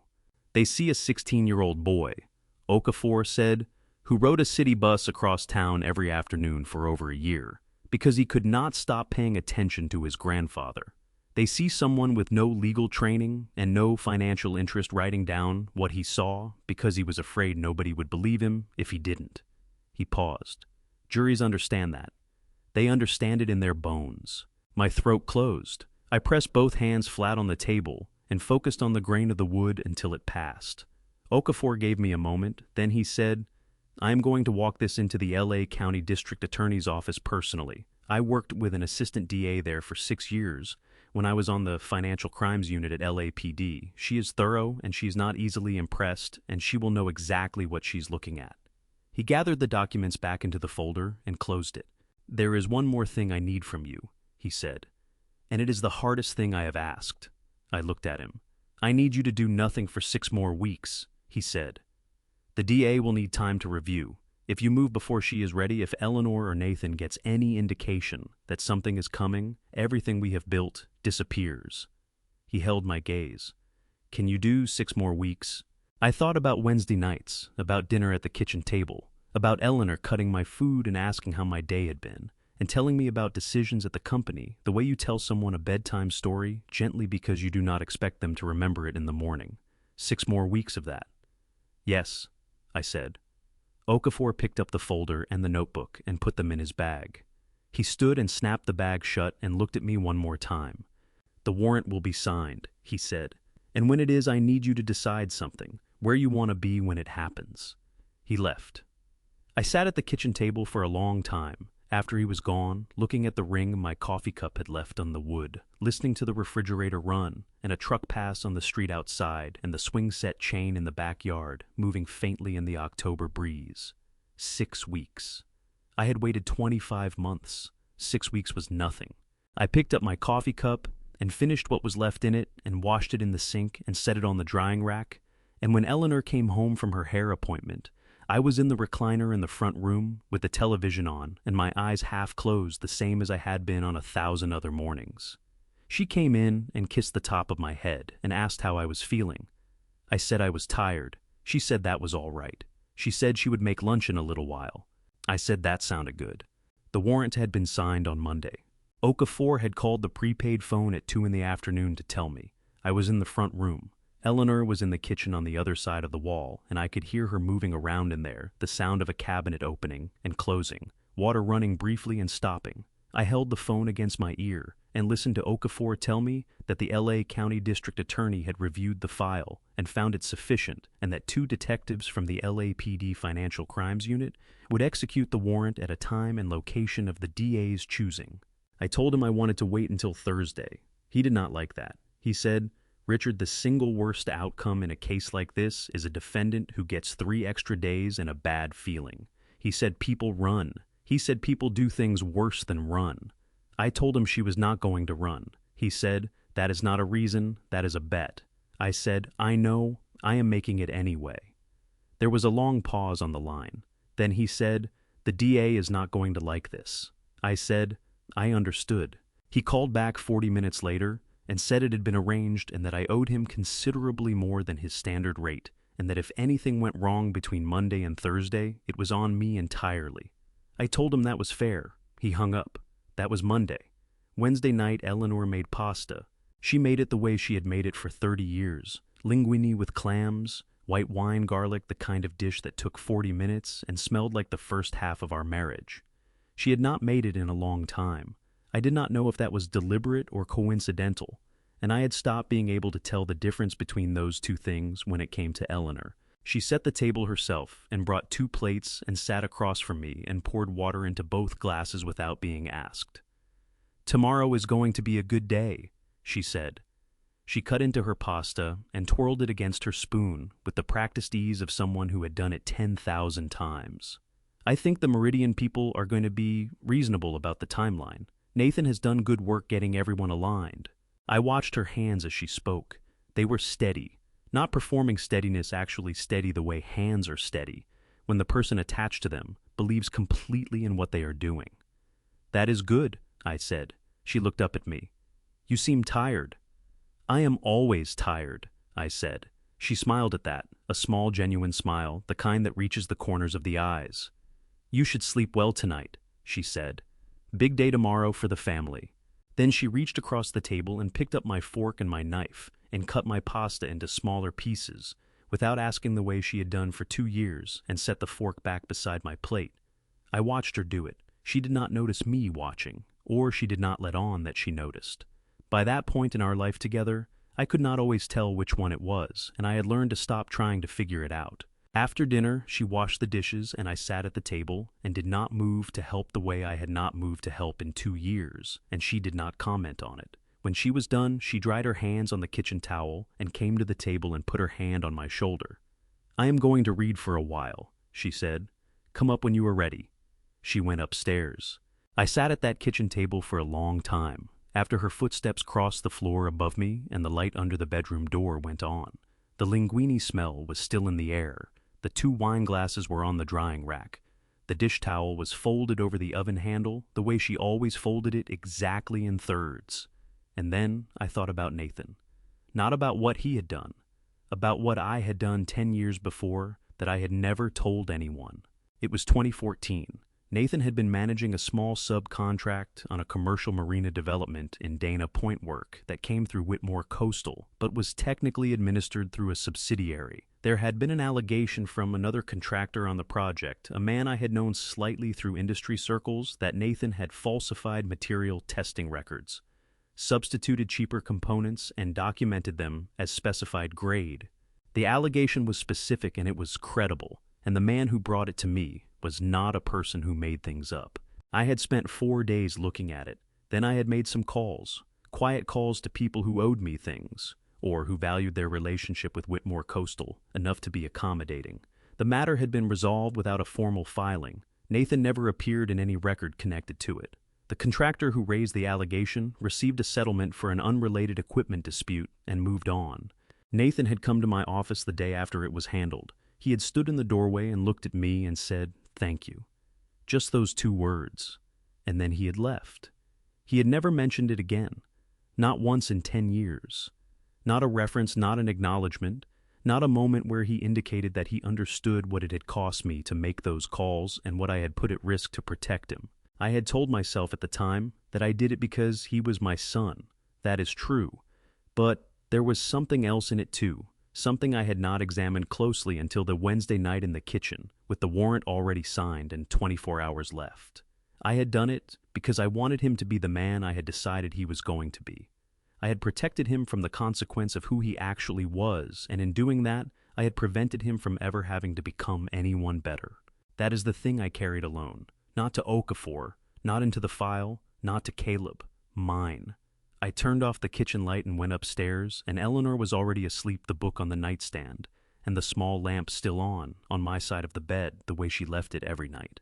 I lay down and looked at the ceiling, and did not sleep. I heard Caleb's key in the side door at 6:58. I was already sitting on the edge of the bed, dressed from the waist down, my shirt unbuttoned. I had been sitting there for about 20 minutes. I had not slept. I did not feel the absence of sleep the way I normally would have. There was something else running underneath the tiredness, something steadier, and I had stopped trying to name it sometime around 4 in the morning. Caleb came through the bedroom door without knocking. He had stopped knocking about 8 months ago, and I had never asked him to. It had simply happened the way certain formalities fall away. When 2 people have been through enough together, that ceremony starts to feel like an obstacle. He looked at me, sitting on the edge of the bed with my shirt open, and he did not say good morning, and he did not ask how I had slept. He picked up the dress shirt that was laid out on the chair and held it open for me to put my arms through. I put my arms through. He did the buttons from the bottom, up the way his mother had probably taught him to do it on himself, carefully starting with the lowest one, and working up so nothing got misaligned. His fingers were steady. Mine would not have been if I had tried to do it myself. Not that morning, not with what was waiting 12 floors up across town. When he got to the collar button, he paused. "Too tight," he said. "No," I said.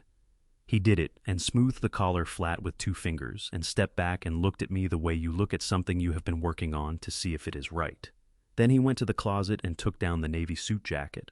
It was too big. We both knew it before he put it on my shoulders. I had lost weight across 25 months of nighttime work and reduced appetite, and the particular kind of physical stress that does not announce itself as stress until you look in a mirror one morning and do not recognize the distribution of your own face.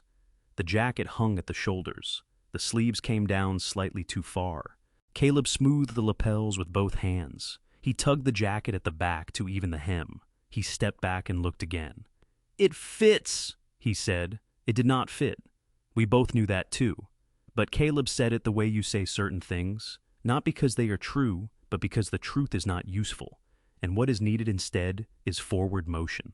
And I understood that about him in that moment in a way that made my chest feel like something large had just moved through it. "Thank you," I said. He picked up the folder from the desk, the same manila folder he had been holding since we left the house, the one with the documents we would need, and tucked it under his arm. We went downstairs. I did not look into the bedroom where Eleanor was sleeping. The door was open 3 inches and the room beyond it was gray and quiet, and I did not look. There are things you cannot afford to do on a morning like that, and looking is one of them. In the kitchen, I stopped at the window and looked out at the backyard. The swing set was there, the slack chain catching the early light, the way it had been catching it for 20 years, the seat hanging at its permanent angle. Eleanor had said she would have it taken down. She had said it the year Caleb started high school, and the year before that, and the year before that. It was still there. I looked at it for about 30 seconds. Then I turned away from the window and walked to the side door. Okafor's car was at the end of the driveway, a dark blue sedan engine running. He did not come to the door. I stepped outside.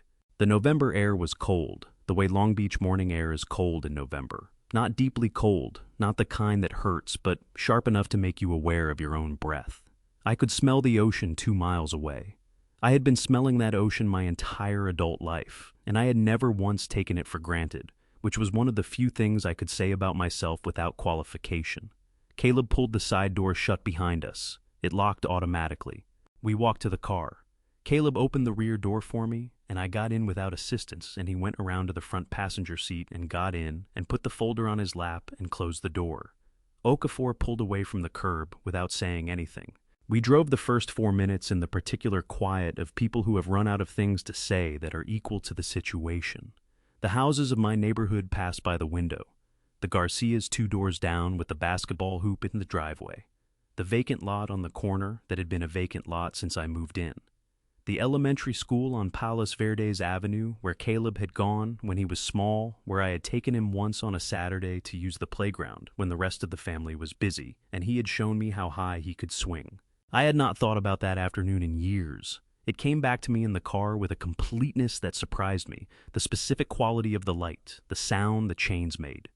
Caleb at 9 years old with both arms straight and his face turned up toward the sky. Then Caleb said from the front seat without turning around, "Grandpa?" "Yes," I said. "You're going to walk in there today." It was not a question. It was not encouragement either, not exactly. It was closer to a statement of fact delivered by someone who needed to say it out loud in order to be certain it was true. "Yes," I said, "I am." He nodded once and faced forward again. Okafor took the on-ramp for the 710 South, and the city opened up around us, and the port cranes appeared on the horizon, orange against the gray morning sky.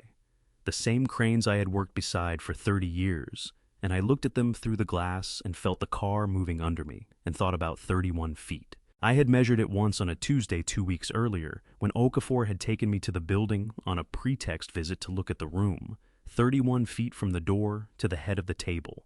I had walked further than that before breakfast every morning for the past 8 months. The elevator opened on the 12th floor at 9:31. The hallway was carpeted in gray and smelled of recycled air and the particular stillness of a building that had been occupied since 7 in the morning by people doing serious business.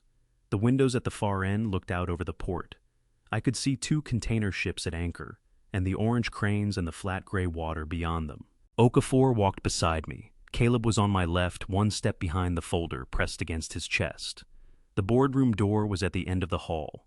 It was a heavy door, dark wood, with a brushed steel handle. Through it I could hear faintly the sound of voices and the shuffle of papers, and someone asking a question that received a brief answer. Okafor stopped outside the door. "The detectives are in the building," he said quietly. "Ground floor. They come up when I text them." I nodded. "You go in first," he said. "Alone." I looked at Caleb. He was looking at the door. His jaw was set and his eyes were dry and very bright, and his hands on the folder had gone white at the knuckles again, the same as they had been in the car 3 hours ago. He felt me looking and turned. "I will be right here," he said. I put my hand on his shoulder for a moment, just a moment. Then I took my hand back and faced the door and pushed it open. The room was large. A long conference table, dark wood matching the door with 11 people seated around it. Floor-to-ceiling windows on the far wall with the port spread out behind them, the water and the cranes and the flat November sky. There was a projection screen at the near end, showing a slide deck with the Meridian Maritime Capital logo in the upper corner. A man I did not recognize was standing at the screen with a laser pointer in his hand. Nathan was at the far end of the table to the left of the screen. He had his laptop open and a yellow legal pad beside it, and the expression of a man who had been in control of a room for several hours and expected to remain so.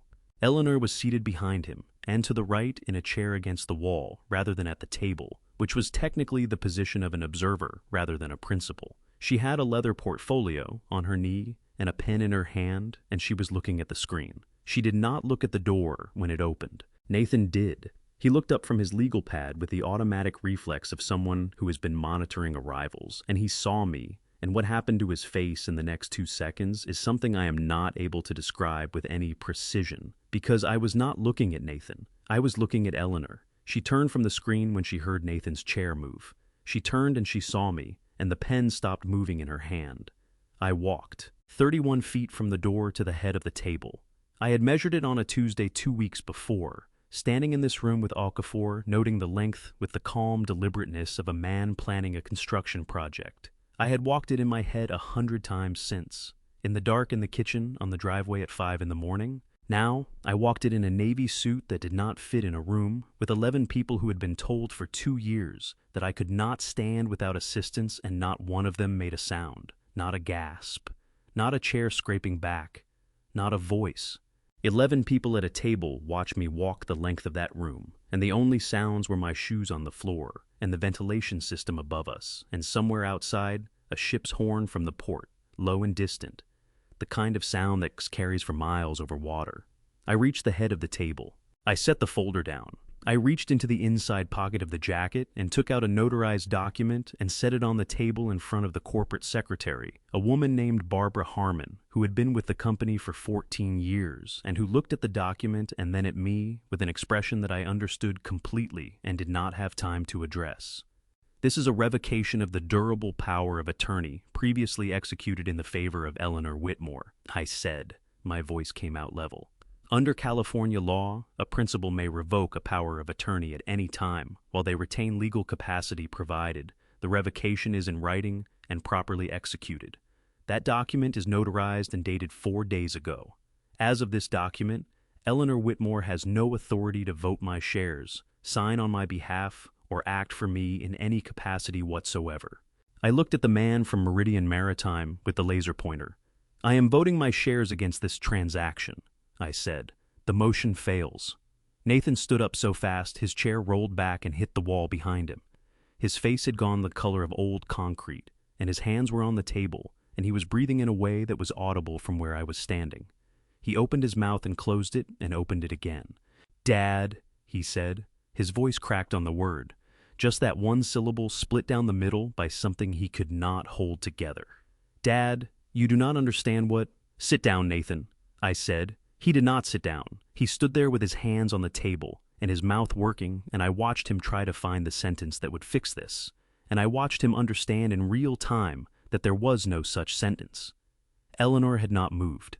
She was still in the chair against the wall with the leather portfolio on her knee. The pen was in her hand. She was looking at me with an expression I had never seen on her face in 33 years, and I spent a long time afterward trying to find the right word for it. And the closest I came was calculation. Not cold calculation, not the calculation of a person without feeling, but the calculation of someone running numbers on a situation that had just changed completely and trying to find the one that still worked. There was not one that still worked. The door at the end of the room opened. 2 detectives from the LAPD Financial Crimes Unit came in. They were both in plain clothes, both carrying credentials. The taller one looked at Eleanor and said her full name as a question. She said, "Yes." She stood up before they reached her. She set the portfolio on the chair. She put the pen in her jacket pocket.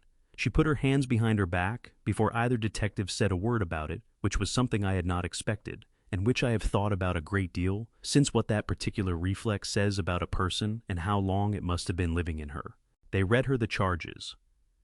Elder financial abuse under California. Welfare and Institutions Code, Section 15.6, 10.30. Conspiracy to commit fraud. Breach of fiduciary duty. The taller detective read them in a flat, practiced voice, and the room was completely still, and every person at that table heard every word. Then they moved toward the door. Eleanor turned her head and looked at me as they walked her out. She held my gaze for about 4 seconds. Her face was composed, not defiant, not broken, composed in the way of someone who has decided that whatever happens next, they are not going to let the room see them fall apart. At the door, she stopped. "Richard," she said, "how long did you know?" I looked at her. 25 months, I said. She held that for a moment. Then she turned and walked through the door, and the detectives went with her, and the door closed, and the room was very quiet except for the ventilation system, and the distant ship's horn, and the sound of Nathan sitting back down in his chair, because his legs had stopped holding him. I looked at the end of the room. Caleb was standing in the doorway. He had come in at some point during the last few minutes. I did not know when. He was still holding the folder, and his eyes were wet, and his chin was doing the thing it does when he is trying very hard not to cry. That small trembling that I had first noticed when he was 4 years old, and had fallen off his bicycle on Chancery Road, and was trying to convince both of us that he was fine. He was not fine, and that was all right. I walked back down the length of the room toward him. He met me halfway. The room emptied slowly, the way rooms empty after something large has happened in them. Not all at once, but in stages. People finding reasons to gather their things and move toward the door, without making it obvious that what they really wanted was to be somewhere else.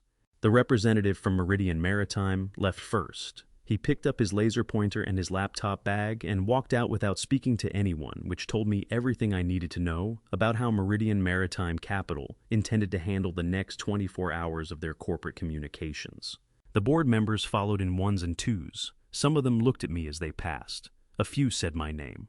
One of them, a man named Gerald Vance, who had been on the board for 9 years and who I had always considered decent, stopped beside me and put his hand briefly on my arm and said, "Richard," in a tone that contained everything he could not find words for, and then he walked out.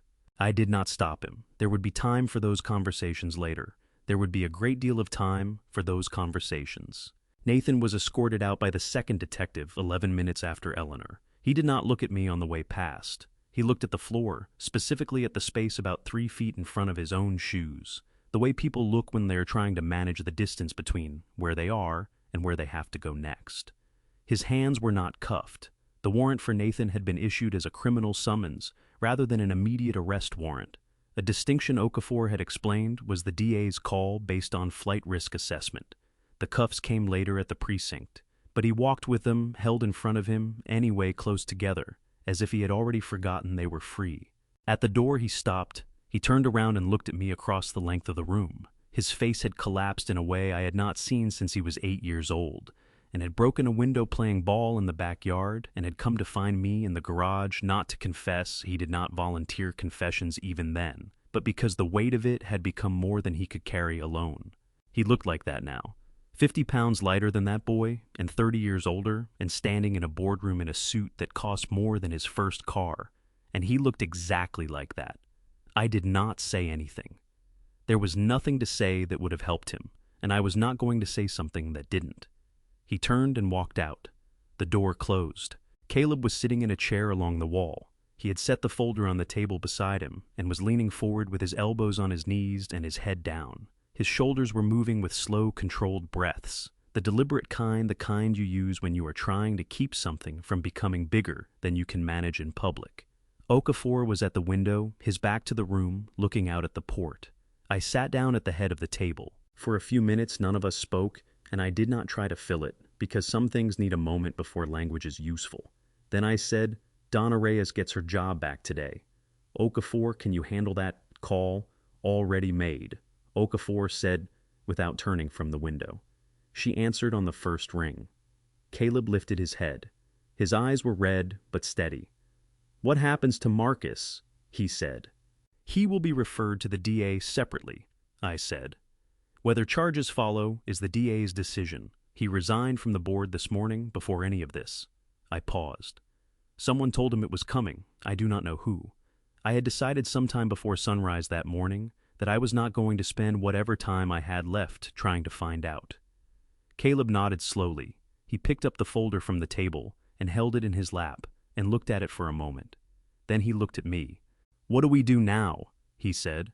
I had been thinking about how to say the next part for 2 weeks. I had rehearsed it in the kitchen at 5 in the morning, and on the driveway, and once briefly in the parking structure of this building on the Tuesday when Okafor and I came to measure the room. I had rehearsed it, and then decided not to rehearse it anymore, because the things that matter most do not improve with rehearsal. 2 years ago, I said I drove to Pasadena. I did not tell anyone I was going, not Okafor, not you. Caleb looked at me. "I met with an estate attorney," I said. "I established a revocable living trust under California law." Under that trust, all of my shares in Whitmore Coastal Engineering and all of my personal assets above a certain threshold are held in trust and managed according to my instructions. I looked at my hands on the table. A revocable living trust established by a competent adult cannot be touched by a conservatorship proceeding. Even if Nathan and Eleanor had succeeded in getting that conservatorship approved by a court, the assets inside the trust would have remained protected. They could not have sold this company. Caleb's mouth opened slightly. He closed it. Donna Reyes is named as temporary trustee, I said. She manages the trust assets until a permanent arrangement is made. Caleb nodded, slowly processing. And the beneficiary, I said. He looked up. When you turn 25, I said, everything in that trust passes to you. The shares, the assets, all of it. The room was quiet for a moment. Outside, a container ship was moving slowly across the window, behind Okafor, headed toward the open water, its hull low and heavy, with whatever it was carrying out of the port of Long Beach. Caleb's chin started doing the thing it had done in the doorway 20 minutes ago. He pressed his lips together hard. His hands tightened on the folder in his lap, and his jaw worked, and he blinked several times very quickly, and then he put the folder on the table and pressed both hands flat over his face. His shoulders shook once. Then again. I did not tell him not to cry. I did not tell him it was all right because it was not entirely all right, not yet. And he was old enough to know the difference between something being resolved and something being all right. I waited. After about a minute, he took his hands down from his face. His eyes were wet and his face was red, and he looked about 12 years old, which is the age people return to when they have been holding something for too long and finally put it down. You did this 2 years ago, he said. Yes, I said, before I knew anything. Yes. He looked at the table. Why didn't you tell me? I thought about the answer I had given my attorney when he had asked the same question 2 years ago, about how a thing like that changes how people behave, and how I had liked knowing it without anyone else knowing it, and how there was vanity in that which had cost me. Because I did not want it to change anything, I said, and because I wanted to be a man who had quietly done a decent thing, and I liked that better when nobody knew. He looked at me for a long time. Nathan doesn't get anything, he said. It was not a question. No, I said. He nodded once. He picked up the folder again and held it against his chest and looked out the window at the ship moving across the port water, and I watched his face do several things in the space of about 30 seconds, cycling through something I recognized, because I had done a version of it myself the night Okafor had shown me the complete file, the particular internal accounting that happens when you understand that something large is over and something else equally large is about to begin. Grandpa, he said, without looking away from the window. Yes, I said. There is a letter in the top drawer of your desk at home, he said. The one in the study. I found it 2 weeks ago when I was looking for a pen. I looked at him. I did not read it, he said, but I saw my name on the outside of the envelope. He paused. I want you to know I did not read it. I had forgotten about the letter. I had written it on the night Caleb first came to me with the notebook 18 months ago, sitting in the kitchen after he had gone home. I had written it because I needed to say something that I could not yet say out loud, and writing it down had been the only way I could make it real enough to hold on to. I know you did not, I said. He finally looked away from the window and looked at me. Will you give it to me? He said. Someday. Yes, I said. Someday. He nodded. He stood up and straightened his jacket and picked up the folder one final time. I am starving, he said. Can we get food? I laughed. It came out of me before I could do anything about it, a short, genuine sound that surprised us both. And Caleb's face broke into something that was almost a smile, the first one I had seen from him since he had walked through the side door of my house at 6:58 that morning. Okafor turned from the window. I know a place, he said. 3 weeks after the board meeting, I drove myself to Linwood. I want to say that again because it still meant something to me at the time. I drove myself, 40 minutes south on the 405 in my own car with both hands on the wheel and the radio off. And when I pulled into the parking structure at the Linwood facility, I sat for a moment and thought about the fact that 18 months earlier, I could not have done this. And then I got out of the car and went inside. The visiting room had plastic chairs bolted to the floor and tables that were wiped down between visitors and fluorescent lights that made everyone look slightly worse than they were. I sat on one side of a table and waited. Eleanor came in after about 8 minutes. She had lost weight. Not dramatically, but enough that I could see it in her face and in the way her shoulders sat differently inside her clothes. She walked to the table and sat down across from me and looked at my hands. First, the way people had been doing since the board meeting, looking at the hands that had pushed her out of the room, the hands that had held onto a bed frame for 2 years, the hands that had become something different from what she remembered. Then she looked at my face. "How are you?" she said. "I walk 4 miles a day," I said. She nodded. "Good," she said, and she meant it. That was the thing about Eleanor that I had never been able to resolve and still cannot. She could mean things genuinely while doing what she was doing. Both were real. I had stopped trying to make them fit into one person. We talked about small things for a few minutes. The kind of talk that fills space when two people have too much to say and no good way to begin. She asked about the house. I said it was the same. She asked if the swing set was still in the backyard. I said it was. She almost smiled at that. Then she said, "Richard, do you think I didn't know you went to Pasadena?" My hands were flat on the table. I did not move them. "I found the receipt," she said. "In the pocket of your navy suit. I was clearing out the closet, March of 22. She looked at me steadily. "I did not know who you saw. I did not know what you signed, but I knew you had gone somewhere without telling me, and that you had come back and said nothing." Her jaw tightened slightly. "That was the only time in 30 years you did something you didn't tell me about." "That is not entirely true," I said. I thought about Nathan, about Dana Point, about a phone call I had made in 2014 that I had never mentioned to anyone. She looked at me for a moment. "No," she said, "I suppose it isn't." "You could have asked me," I said, "about Pasadena. You could have asked me directly." Something crossed her face. Not guilt exactly.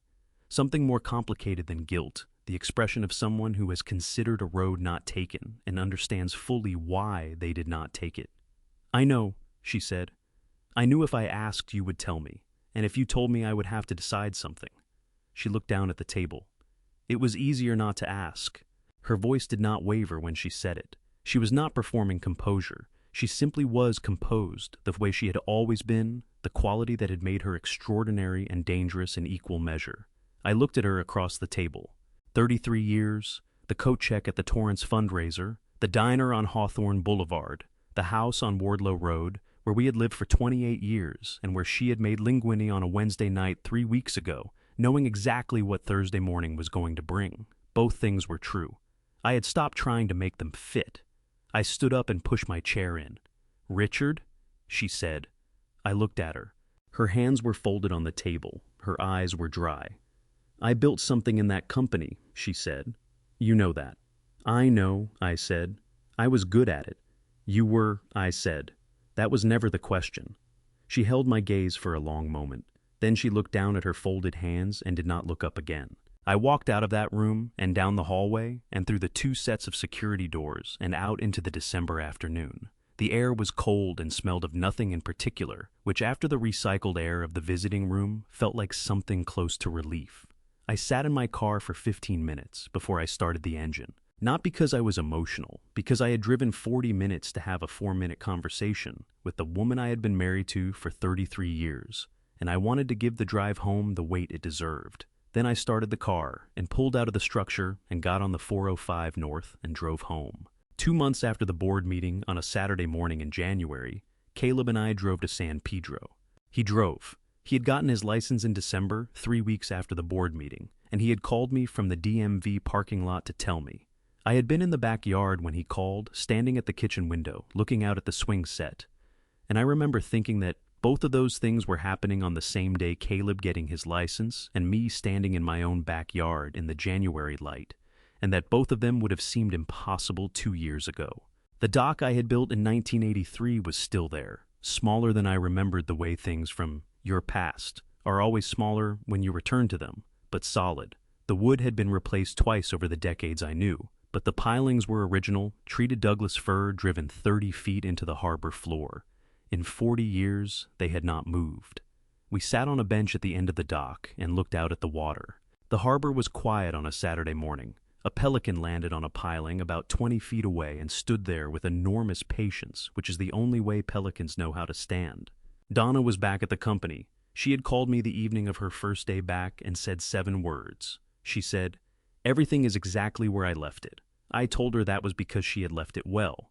She said she had to go because she had work to do and hung up, and I sat with the phone in my hand for a moment, smiling at nothing in particular. Marcus Webb had sent a letter, 2 pages handwritten on his personal stationery. I had read it once and put it in a drawer and had not decided yet what to do with it. That was a decision for another time.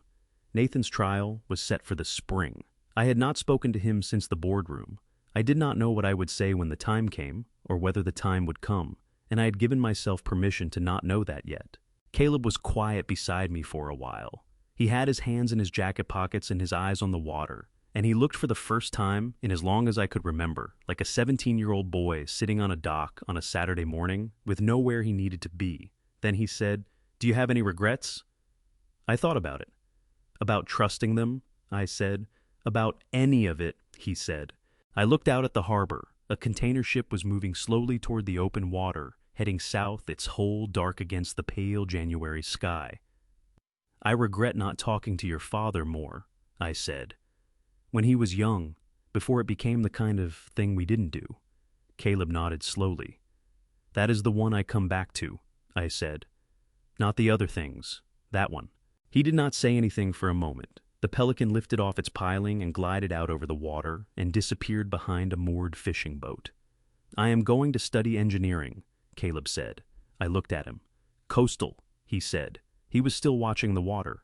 I did not say anything for a moment because I did not trust my voice entirely, and I had learned over the past 2 years to wait for the moment to pass before speaking into it. "Your great-grandfather would have had something discouraging to say about that," I said. Caleb smiled. It was a full one, unhurried, the kind that takes over his whole face the way it did when he was small. "Good thing he is not here," he said. We sat there for a while longer. The water moved the way harbor water moves, not dramatically, just the steady small adjustments of something large and patient that has been doing this for a very long time.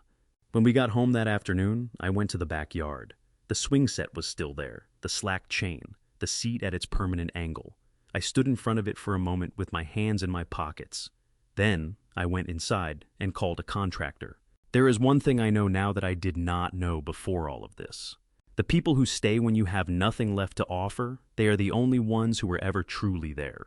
I am not a man who speaks about faith easily, but I believe God places certain people in our lives not to shield us from pain, but to make sure we do not vanish inside it.